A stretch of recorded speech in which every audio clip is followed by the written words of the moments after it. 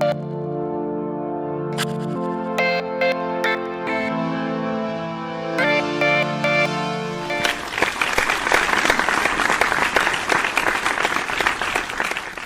me take you back about a month when I got a phone call to ask if I was interested in coming and joining this global conversation called TEDxLausanneWomen.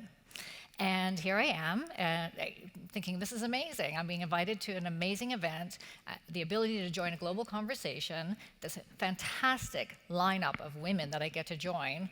I said, of course, absolutely, I'm in. With all enthusiasm, with all vigor, I said, I'm absolutely in. I can do this. I've done lots of talks. I've been on many stages. I've been lucky enough because of my book to appear on a lot of different stages around the world. And I was very gung-ho, and I thought, here I go, off to Lausanne to speak at TEDxWomen. Cut to, let me take you to 5 minutes ago, backstage. Suddenly, you start feeling something inside. I think we all felt that. You know, there's a little bit of, like, something is kind of creeping up inside that makes you think, am I really supposed to be here? Like, I know I'm scheduled to be here. I know that they told me I had to take the train here. I know that I am supposed to be here in that way. I know I'm scheduled to be here, but am I really supposed to be here? Am I meant to be here? That lineup of women is so impressive. Who do I think I am that I could join this amazing group of women? What do I have to say? You know, the questions that we ask ourselves, where we feel that nagging doubt inside, that's what I want to talk to you about tonight. I think, you know, we sometimes listen to that voice a little too much. And I was listening to that voice 5 minutes ago, and yet here I stand, because guess what? This is where I'm supposed to be. And I'm going to tell you that whatever doubts that you might be feeling, you are exactly where you are meant to be. So let me take you back even further. As was said in the introduction, I was an executive at a network called the CBC. And the CBC is a big public broadcaster in Canada. It's a huge responsibility to have the job that I had. No woman had ever had the job before. No one under 40 had ever had the job before. There was a lot of expectation around me filling the role, and there was a lot of doubt. And yet, I knew I could do it, and particularly with the team that we'd assembled, I knew that we could do it together. So when you're running a television network, fall season is so important. That's when you launch all the new shows. And it was going to be my first fall season. I was going to be debuting a roster of programming that was going to change the network. The network that I had inherited was unfortunately in last place. It was dismal. There was only up to go, I would think, and so that made me think positively about what we could do to change things. And I had a fantastic team of people who came up with a wonderful roster of programming.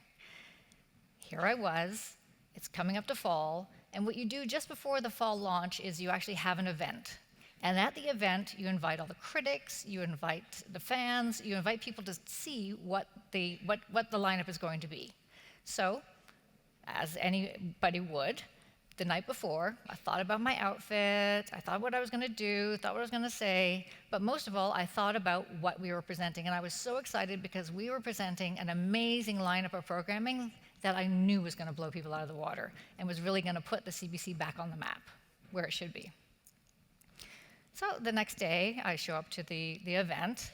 The audience is full. I'm a little bit nervous. I have that doubt in my stomach, as I did just before coming on here. And I go through the presentation. I'm very proud of what the team has put together. It is an amazing lineup of programming. We go through it. This is on Monday night. This is on Tuesday night. And in those days, it was pre-Twitter, and so I had no instant information as to how people were reacting to it.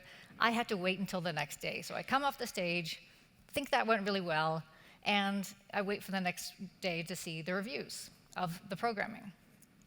So paper comes out, I rush to get it, I open it up and it says, the new executive for the CBC, Kirstine Stewart, standing in her high heels and tight dress, looking whip-thin smart, presenting the lineup for CBC. And I was mortified. I thought I had taken attention away from all the work of all those people and what they'd put together. I thought I had ruined the event. I thought the attention was on me. I drew that attention. I shouldn't have done that. I should have been what people expected me to be as a leader of a network. I vowed at that moment, you know what I'm going to do? I'm going to cut my hair. I'm going to buy Birkenstocks. I'm going to wear pants. I still wear heels. I'm going to change to be what they expected me to be. And that was my resolution. Cut to a couple of days later, and I'm walking through the halls of the CBC. It's a very big building, and I'm still relatively new. I haven't met a lot of people yet, and people are kind of nervous around me because I'm supposed to be the big boss. I'm nervous around them because I'm supposed to be their big boss. And a young woman comes up to me and sees me in the hallway and says, "Are you Kirstine Stewart?" And I said, "Yes, I am." And she said to me, and she gave me the best gift I could have ever gotten. She said to me, "We are so glad that you're here. You look like us, you talk like us. We actually think we could be you someday." And I thought, in all that feeling of being mortified, wait a minute, why am I listening to the voice of a single person who probably thought he was actually complimenting me? I'm pretty sure he thought that that was a compliment writing about me that way. And I was mortified back then. Today, I think if I read those words, I'd be angry. But in my mortification, she actually lifted that for me because she said I was supposed to be there. She said in what I was doing, I was being helpful to her. She thought she could be me someday. I thought, why am I listening to the voices of the few when I should be listening to the voices of those who are positive? And I think sometimes that's the thing we have to remind ourselves, is that whether it's an outside voice of someone who might be lobbying a criticism at you, whether it's your own internal voice that you're getting deep down inside you as you're sitting at a boardroom table or about to go on a stage somewhere, doubting. Think about why you're here. Why am I here today? I'm here today because people believed in me. The people who invited me to come here today believed in me. And not only did they believe in me, but they're good at their job. They would not have been able to fill this auditorium of 1,000 people. They know what they're doing. So even if I have to doubt myself, I can trust in their abilities. It's the same as your bosses. It's the same as your colleagues. They trust in you. They look to you. They look to you to fill your job, fill your role. They're not looking to you to back out because you don't believe in yourself. We actually have a responsibility, and we have responsibilities to kind of get over ourselves in those moments. It's not easy to do, but if you think about the faith that other people have in you, suddenly it becomes so much easier. So if you wonder, was I supposed to be here today? Yes, absolutely. I was scheduled to be here today. I was meant to be here today. I was meant to experience this. I would not have given this experience up for the world. And in those moments, when you're doubting yourself and you're thinking, am I supposed to be here? Let me reassure you, you're exactly where you're meant to be.